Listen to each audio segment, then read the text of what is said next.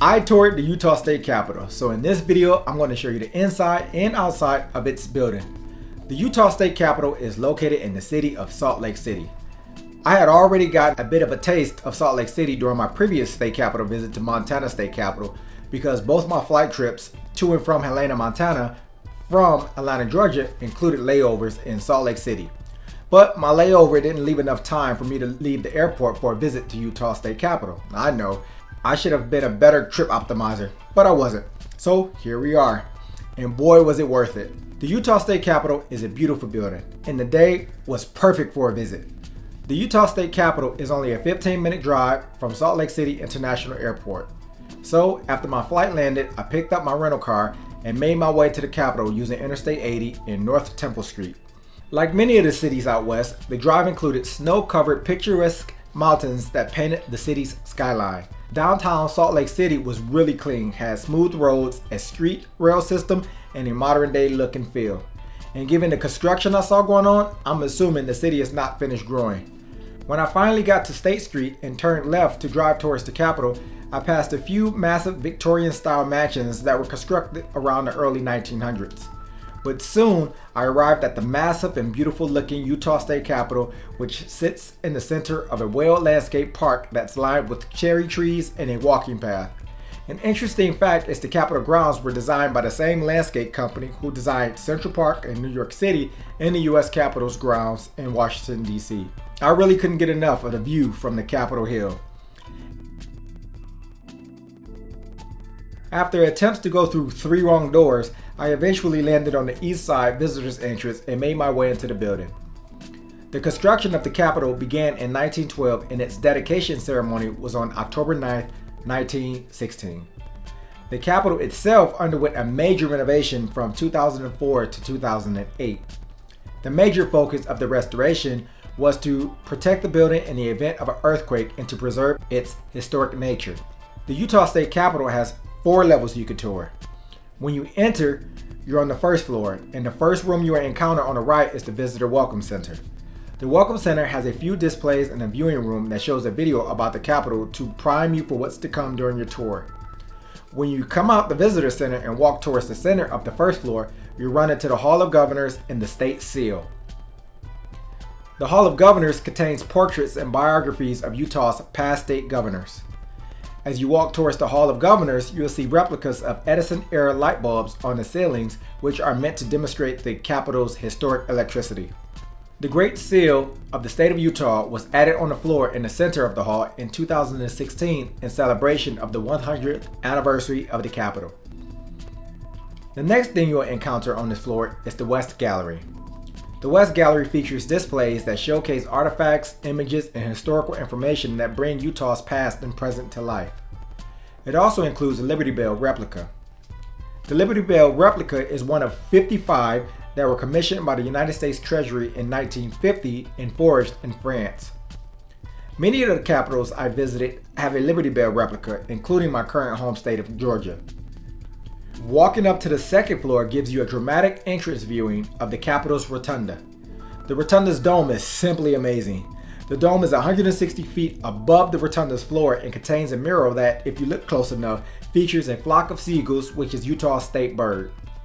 The seagulls are soaring among sunset-tinted clouds, and although we can't tell from the footage, the largest painted seagull has a wingspan of 6 feet. Structurally supporting the building, you'll find its columns, floor, and symmetrical wall panels, which are all carved from Georgia marble. There are 24 monolithic columns strategically placed around the atrium, and each of them weighs 25,000 pounds each.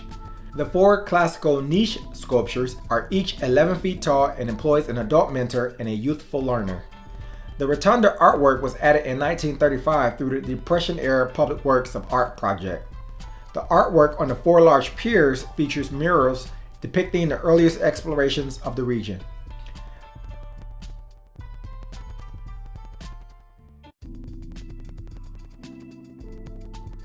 The cyclorama or circular portion of the Rotunda depicts scenes from 19th century Utah life.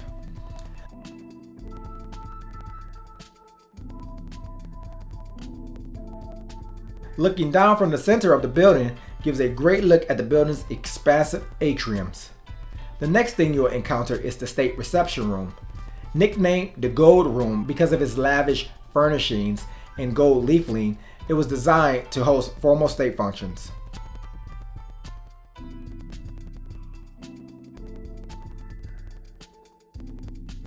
It also features a ceiling mural titled Children at Play, although it's a bit hard to see in the video. The other features on the second floor is a giant Brigham Young statue and the office of the governor and lieutenant governor. Brigham Young was Utah's first territorial governor. Next, I made my way to the third floor.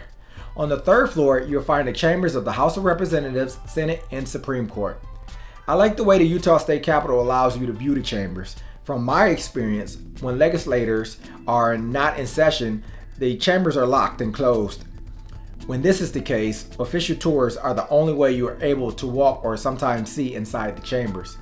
Luckily, Utah had a brilliant idea to just put up a glass barrier that deters entry but still allows for viewings. The first chamber I saw was the House Chamber. Utah has 75 House representatives that serve 2-year terms and are each elected from a district of around 40,000 citizens. The House Chamber includes a Latin phrase on a plaque behind the Speaker's seat. The phrase means voice of the people as a reminder for the purpose of the chamber. The House Chamber, like the rest of the building's rooms, also includes murals on its ceilings. The next chamber I saw was the Senate Chamber. The Utah Senate has 29 individuals who are elected to 4-year terms and who each serve a district of around 100,000 citizens. Like the House Chamber, the Senate Chamber also includes murals on its ceilings, but they also have a multi-panel painting of the Utah Lake landscape up and behind the Senate President's seat.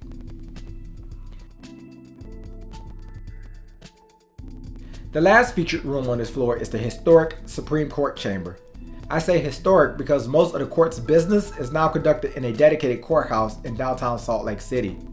If you look closely at the center podium in the room, you'll see a historic stoplight.